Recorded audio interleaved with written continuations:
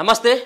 Huzurabad MLA Padi Kaushik రెడ్డిని ఈరోజు ఉదయమే శంషాబాద్ ఎయిర్పోర్ట్లో అదుపులోకి తీసుకురావడం జరిగింది వరంగల్ సుబేదారికి సంబంధించినటువంటి పోలీసులు. సో దాంట్లో జరిగినటువంటి అంశం ఏంటిది, పాడి కౌశిక్ రెడ్డిని అరెస్ట్ చేయాల్సినటువంటి అవసరం సుబేదార్ పోలీస్ స్టేషన్లో సుబేదార్ పోలీసులకి ఎందుకు వచ్చింది? సో ముఖ్యంగా గతంలో క్వారీ యజమాని కమలాపురం సంబంధించినటువంటి క్వారీ యజమాని ఎవరైతే ఉన్నారో క్వారీ యజమానిని బెదిరించేటువంటి ప్రయత్నం చేసిండు. 50 లక్షలు డిమాండ్ చేసిండట. అంటే అక్రమంగా క్వారీ నిర్వహిస్తూ ఉన్నారు, ఈ క్వారీకి ఎలాంటి పర్మిషన్స్ లేవు, నేను ఇక్కడ ఎమ్మెల్యేను కాబట్టి నాకు 50 లక్షల రూపాయలు ఇవ్వాలని చెప్పేసి బెదిరించినటువంటి కేసులో పాడి కౌశిక్ రెడ్డిని వాళ్ళు అదుపులోకి తీసుకోవడం జరిగింది. మరో పక్కన పాడి కౌశిక్ రెడ్డి అత్యున్నత న్యాయస్థానానికి కూడా పోవడం జరిగింది. ఈ సంబంధించినటువంటి కేసులో ముందస్తు బెయిల్ ఇవ్వండి, నేను ఎలాంటి తప్పు చేయలేదు, నా పైన కక్ష సాధింపు ధోరణిలో అరెస్టు చేసేందుకు ప్రయత్నాలు చేస్తూ ఉన్నారు, కావాలని చెప్పేసి కొంతమంది రాజకీయ నాయకుల యొక్క ప్రోద్బలంతో ఆ ఉన్నటువంటి క్వారీ యజమాని నా పైన కేసులు పెడుతున్నాడు అనేది ఇక్కడ కౌశిక్ రెడ్డి యొక్క వాదన. కానీ ఎక్కడ కూడా కోర్టులు ఈయన యొక్క వాదనని ఎక్కడ పరిగణలోకి తీసుకోకుండా ఈయన చేసింది తప్పే అంటూ సుప్రీంకోర్టు హైకోర్టు సైతం ఈయన వేసినటువంటి పిటిషన్ని ముందస్తు బెయిల్ పిటిషన్ ఏదైతే ఉందో దాన్ని కొట్టేస్తూ ఉత్తర్వులు కూడా జారీ చేయడం జరిగింది. ఇదే సందర్భంలో మరి ఈరోజు ఉదయం శంషాబాద్ ఎయిర్పోర్ట్ నుంచి మరి ఆయన ఎక్కడికి పోవాలనుకున్నాడు, లేకపోతే తనని ముందుగానే అరెస్ట్ చేస్తారన్నటువంటి సమాచారం ఉండడంతో మరి ఎక్కడికైనా వెళ్ళాలన్నటువంటి ప్రయత్నం చేసిన ఏందో తెలియదు. కానీ శంషాబాద్ ఎయిర్పోర్ట్లో ఆయనను మాత్రం అదుపులోకి తీసుకొని అరెస్ట్ చేసి సుబేదార్ పోలీస్ స్టేషన్కి మళ్ళీ వరంగల్ పోలీస్ స్టేషన్కి తీసుకుపోవడం జరిగింది. అంటే ఒక పక్కన కోర్టు సైతం ఈయన వేసినటువంటి పిటిషన్ను కొట్టివేస్తూ మరో పక్కన పోలీసులు అదుపులోకి తీసుకొని విచారించేటువంటి ఆ సందర్భంలో ఇప్పుడు ఎట్లాంటి ముందస్తు బెయిల్ అయితే వచ్చేటువంటి అవకాశం అయితే కనబడట్లేదు. ఆయనను అరెస్ట్ చేసింది కాబట్టి ఆయనను ఖమ్మం జైలుకు పంపించేటువంటి అవకాశం ఉన్నటువంటి సందర్భంలో సుబేదారి పోలీస్ స్టేషన్ల దగ్గర బీఆర్ఎస్ పార్టీకి సంబంధించినటువంటి శ్రేణులందరూ కూడా మూకుమ్మడిగా వాళ్ళందరూ కూడా ధర్నాలు అలాగే రోడ్డు పైన బైఠాయించేటువంటి కార్యక్రమాన్ని ముంగటేసుకొని సుబేదార్ పోలీస్ స్టేషన్ దగ్గర జై తెలంగాణ అంటూ పాడి కౌశిక్ రెడ్డికి సంబంధించినటువంటి ఆయనకు సపోర్ట్గా వాళ్ళు నినాదాలు ఇస్తూ ఉన్నారు. సో ఆయన చేసినటువంటి దాంట్లో ఇప్పటికే పోలీసులు 3 సెక్షన్ల కింద కేసులు నమోదు చేయడం జరిగింది. దాంట్లో బిఎన్ఎస్ సెక్షన్ 308/2 308/2తో పాటు మరో పక్కన 308/4 అలాగే 352 ఈ 3 కేసుల కింద పాడి కౌశిక్ రెడ్డిని ఇప్పటికే ఆ సెక్షన్ల కింద కేసులు నమోదు చేయడం జరిగింది. పాడి కౌశిక్ రెడ్డికి సంబంధించినటువంటి అంశం మన అందరికీ తెలుసు, మళ్ళా కొత్తగా చెప్పుకోవాల్సిన అవసరం లేదు. పాడి కౌశిక్ రెడ్డి ఆయన సూసైడ్ స్టార్ అనేది అందరికీ తెలుసు, ఆవేశ స్టార్ అని చెప్పేసి హుజురాబాద్ ప్రజలతో పాటు రాష్ట్రం అంతా తెలుసు. అంటే కేసీఆర్ యొక్క మెప్పు పొందడం కోసం, కేటీఆర్ యొక్క మెప్పు పొందడం కోసం హరీష్ రావుని ప్రసన్నం చేసుకోవడం కోసం ఆయన ఆడేటువంటి డ్రామాలు కావచ్చు, ఆయన చేసేటువంటి చేష్టలు కావచ్చు, నిండు అసెంబ్లీలో స్పీకర్ను కూడా అవమానించినటువంటి చరిత్ర పాడి కౌశిక్ రెడ్డికి సొంతం. అంతేందుకు ఒక మహిళా గవర్నర్ పట్టుకొని ఏ విధమైనటువంటి మాట్లాడినాడో మనందరికీ కూడా తెలుసు. పాడి కౌశిక్ రెడ్డి ఈ కేసులో ఆ వ్యాపారవేత్తని ఆ రియల్ ఎస్టేట్ వ్యాపారిని బెదిరించలేదు అని ఏ ఒక్కరైనా కామెంట్ పెడతారో చూద్దాం. ఒకసారి దయచేసి వీడియో చూసేటువంటి వాళ్ళు కామెంట్ పెట్టి పాడి కౌశిక్ రెడ్డి 50 లక్షల రూపాయలని డిమాండ్ చేసిందని చెప్పేసి మీరు ఏమైనా భావిస్తూ ఉన్నారో అటువంటి వ్యక్తిత్వం ఏమా కాదన్నటువంటిది కూడా ఒకసారి పెట్టండి. నాకు తెలిసి పాడి కౌశిక్ రెడ్డిని ఎవరు కూడా యావత్ తెలంగాణ రాష్ట్రం ఎవరు కూడా యాక్సెప్ట్ చేసేటువంటి పరిస్థితులు లేరు. ముఖ్యంగా హుజురాబాద్ ప్రజలైతే కర్మ ఆయన్ని గెలిపించి అని చెప్పేసి అంటా ఉన్నారు. ఇక భార్య పిల్లలతో ప్రచారం చేయించుకున్నాడు, అది వేరే రకంగా నేను చచ్చిపోతా, నన్ను గెలుతానేమో, నేను విజయయాత్రతో వస్తే లేకపోతుంటే నన్ను శివయాత్ర చేయండి అని చెప్పేసి చెప్పిండు. సరే మొత్తానికైతే ఏదో ఒకసారి అయితే ఒకసారి తగలబెడదామని చెప్పేసి ఆయనకు గెలిపించినటువంటి పాపానికి హుజురాబాద్ ప్రజలంతా కూడా వాళ్ళు ఇబ్బందులు పడుతూ ఉన్నారు. సో ఏదేమైనప్పుడు కూడా పాడి కౌశిక్ రెడ్డి పైన 3 సెక్షన్ల కింద కేసులు నమోదు చేసిండ్రు. వ్యాపారవేత్త అయినటువంటి వాళ్ళ భార్య ఉమాదేవి ఎవరైతే ఉన్నారో ఆమె సుబేదార్ పోలీస్ స్టేషన్లో కంప్లైంట్ చేయడం జరిగింది, మమ్మల్ని బెదిరిస్తూ ఉన్నాడు అని చెప్పేసి.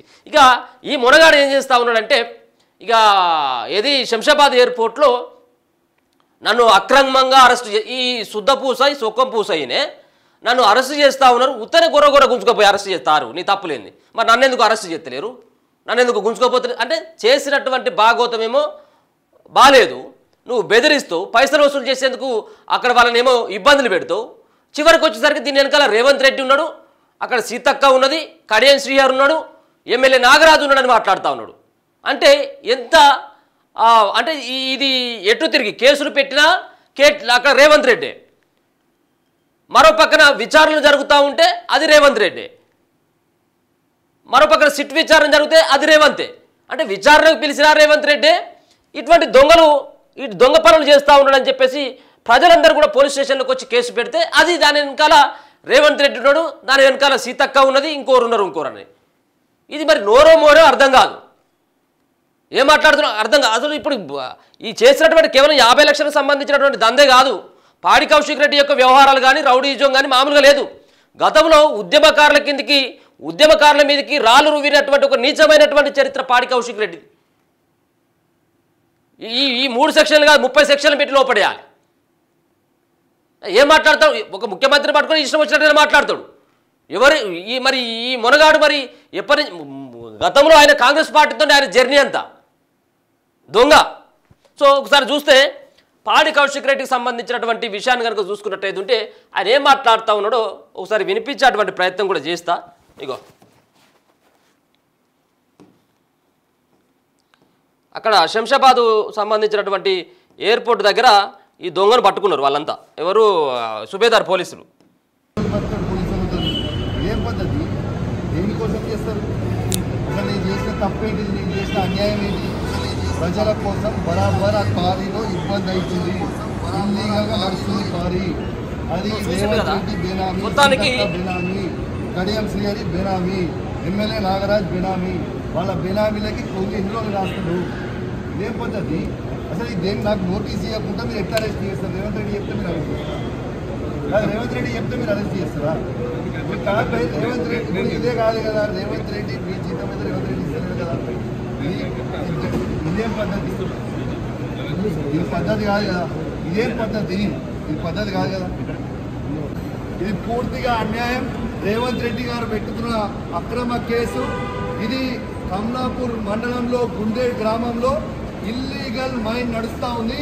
ఇది ఆయన రేవంత్ రెడ్డి ఆధ్వర్యంలో సీతక్క, తర్వాత కడియం శ్రీహరి, ఎమ్మెల్యే నాగరాజ్ గారి బెనామీ. ఖచ్చితంగా నిలదీస్తాం, ఖచ్చితంగా అడుగుతూనే ఉంటాం, ఊకునే ప్రసక్తే లేదు. మీరు చేస్తున్న అన్యాయం, ఇల్లీగల్ మైనింగ్ నడుస్తుంది. అక్కడ కేవలం 2.5 హెక్టర్స్ మాత్రమే ఉంటే ఇలా ఆడ ఇల్లీగల్ మైనింగ్ 20 ఎకరాలలో చేస్తూ ఉన్నారు. గుండేడ్ గ్రామ ప్రజలందరికీ కూడా చాలా ఇబ్బంది అవుతూ ఉంది. గుండేడ్ గ్రామ ప్రజలు మొత్తం కూడా ఇబ్బంది పడుతూ ఉన్నారని చెప్పి కూడా ఈ సందర్భంగా తెలియజేస్తా ఉన్నాను. ఆ ప్రజలు ఇలా హెల్మెట్లు పెట్టుకొని మరి చేసే పరిస్థితిగా ఉంది. ఇలా ప్రజలందరూ కూడా గమనించాలి. ఇలా రేవంత్ రెడ్డి గారు చేస్తున్న అక్రమ అరెస్టులు, అక్రమ కేసులకి నువ్వు రేవంత్ రెడ్డి గుర్తుపెట్టుకో, నువ్వు ఎన్ని కేసులు పెట్టినా, ఎన్ని బెదిరించినా భయపడేది లేదు. నీ సంగతి తప్పకుండా చెప్తాం, ఖచ్చితంగా ప్రజలలో చెప్తాం, ఖచ్చితంగా చెప్పే ప్రయత్నం చేస్తాం. జై తెలంగాణ, జై కేసీఆర్. ఉన్నటువంటిది అదంతా కూడా క్వారీ అంతా కూడా అది దొంగ క్వారీ, ఎట్లాంటి పర్మిషన్ లేదు అన్నటువంటి ముచ్చట చెప్తా ఉన్నాడు. దాని తర్వాత ఇక జరిగినటువంటి ఒక సంఘటన మరొకసారి కనుక చూసుకుంటే ఇక్కడ సుబేదార్ దగ్గర ఉన్నటువంటి పోలీస్ స్టేషన్ దగ్గర, వరంగల్లో ఉన్నటువంటి పోలీస్ స్టేషన్ దగ్గర ఈ మునగాడు మరి స్వాతంత్ర పోరాటంలో ముందుండి నడిపించిండా లేకపోతే తెలంగాణ ఉద్యమంలో మరి ముందుండి నడిపించిండో తెలియదు. తెలంగాణ ఉద్యమం జరుగుతున్నటువంటి సందర్భంలో అణిచివేసేటువంటి ప్రయత్నం చేసినటువంటి దొంగకి మళ్ళీ వీళ్ళంతా మద్దతు. ఏదో ఈయన ఘనకార్యం సాధించినట్టుగా సుబేదార్ పోలీస్ స్టేషన్ల దగ్గర బీఆర్ఎస్ పార్టీకి సంబంధించినటువంటి నేతలంతా కూడా అక్కడ ఇబ్బందులు పెట్టేటువంటి ప్రయత్నం చేస్తూ ఉన్నారు.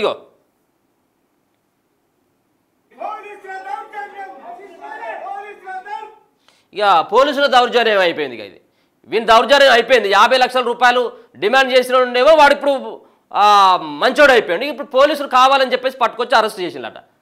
ఏ తప్పులేంది పోలీసులు ఎందుకు తీసుకొచ్చి అరెస్ట్ చేస్తారు చెప్పండి?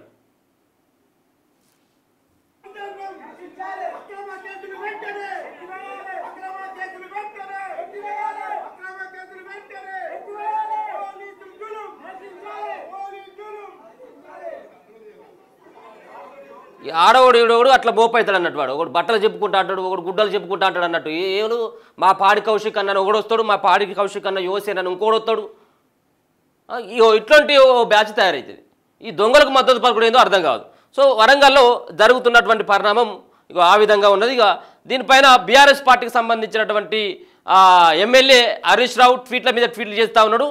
ఆయనేమో అక్కడ ఇంట పడుకున్నటువంటి ట్విట్టర్లో ఎప్పటికీ స్పందించేటువంటి కేటీఆర్ సైతం కూడా ఇది అక్రమమైనటువంటి అరెస్టు, ప్రభుత్వం యొక్క పథకాలు అమలు చేయలేక ప్రభుత్వాన్ని నడపడం చేతగాక రేవంత్ రెడ్డి కుట్రలు చేస్తూ ఉన్నాడు అని చెప్పేసి ఆయన మాట్లాడతాడు. మరి ఇట్లా కుట్రలు ఏమున్నది? వాళ్ళ భార్య వచ్చి ఆమె కేసు పెట్టింది.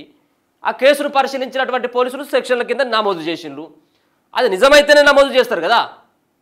మరి ఇప్పుడు ఈ విధంగా పోయినట్టయితే ఉంటే మీ గతంలో ఇప్పుడు ఒక ముఖ్యమంత్రి చేయంటనో లేకపోతే సీతక్క చేయంటనో ఇటువంటి పనులు చేస్తే 10 సంవత్సరాలు మీరుండి 10 సంవత్సరాలలో ఇటువంటి కేసులు ఎన్ని పెట్టి ఉండొచ్చు? మీ నాయన ఆదేశాల మేరకు, నీ ఆదేశాల మేరకు, మీ చెల్లె ఆదేశాల మేరకు ఎన్ని కేసులు పెట్టి ఉండొచ్చు అమాయకులైనటువంటి వాళ్ళపైన? అంటే చట్టం నుంచి ఎవరు కూడా తప్పించుకోలేరు. ఇవాళ కాకపోతే రేపైనా దొరుకుతారు. ఇలా కేసీఆర్ పరిస్థితి ఎట్లా ఉన్నదో అలాగే హరీష్ రావు పరిస్థితి, కేటీఆర్ పరిస్థితి ఎట్లా ఉన్నదో రేపు ఇటువంటి ధోరణిలో రేవంత్ రెడ్డి ప్రవర్తించిన రేపు సర్కారు మారిన తర్వాత వాళ్ళకు ఉన్నటువంటి పరిణామాలు వాళ్ళకు ఉంటాయి. ఇప్పుడు క్వారీ యజమానికి పొలిటికల్గా ఏం సంబంధం ఉంటుంది? మమ్మల్ని బెదిరిస్తూ ఉన్నాడు. ఆ నియోజకవర్గ పరిధిలో కమలాపూర్లో పాడి కౌశిక్ రెడ్డికి సంబంధించిన నియోజకవర్గంలో ఉన్నటువంటి క్వారీ యజమానులు అందరూ కూడా బెదిరిస్తూ ఉన్నారు. పాపం వాళ్ళు కొంచెం ముందరకు వచ్చి వాళ్ళు కేసు పెట్టి తప్పించి చాలా మందిని బెదిరించినట్ట. అటువంటి నీచమైనటువంటి సంస్కృతి పాడి కౌశిక్ రెడ్డిది. దానిపైన ఇగో ఇవన్నీ కేసులు పెట్టిళ్ళు. ఇగో పాడి కౌశిక్ రెడ్డి ఆయన ట్వీట్ చేసుకొని కుట్రలు అక్రమ కేసులు ఎన్ని పెట్టినా నిజాయితీ తలవంచదు, కౌశిక్ అన్నను శంషాబాద్లో అరెస్ట్ చేసిన తీరు ఇది కౌశిక్ అన్నను అని చెప్పేసి మళ్ళీ ఈయన ఈ మొనగారు రాసుకున్నాడు అన్నట్టు. ఏది కౌశిక్ రెడ్డి ట్విట్టర్లోనే కౌశిక్ అన్నను అని చెప్పేసి రాసుకున్నాడు. రేవంత్ రెడ్డి గారు మీ కుట్రలు అక్రమ కేసులతో కౌశిక్ అన్నను ఆపగలం అనుకోవడం మీ మూర్ఖత్వానికి, మీరు పాలిస్తున్న అక్రమ రాజకీయంని చాటుతుందని చెప్పేసి ఈయనే ఈ ట్విట్టర్లో రాసుకొచ్చిండు అన్నట్టు. ఇగో బీఆర్ఎస్ పార్టీకి మరో షాకు. హుజరాబాద్ ఎమ్మెల్యే పాడి కౌశిక్ రెడ్డిని శంషాబాద్ ఎయిర్పోర్ట్లో వరంగల్ సుబేదారి పోలీసులు అదుపులోకి తీసుకొని అరెస్టు చేసినట్టుగా తెలుస్తూ ఉన్నది. అలాగే తెలంగాణ రాజకీయాల్లో మరో కీలక పరిణామం చోటు చేసుకుంది. హుజరాబాద్ బీఆర్ఎస్ పార్టీ ఎమ్మెల్యే కౌశిక్ రెడ్డిని శంషాబాద్ ఎయిర్పోర్ట్లో పోలీసులు అదుపులోకి తీసుకొని అరెస్టు చేసినటువంటి సంగతి మనకు అందరికీ తెలుసు. అనంతరం ఆయనను వరంగల్కు తరలించారు. కమలాపూర్ మండలంలోని గ్రానైట్ క్వారీ వ్యాపారిని బెదిరించి డబ్బులు డిమాండ్ చేశారన్నటువంటి ఆరోపణలపైన బిఎన్ఎస్లోని సెక్షన్ 308/2, 308/4, 352 కింద కేసులు కూడా నమోదు చేసిన పోలీసులు.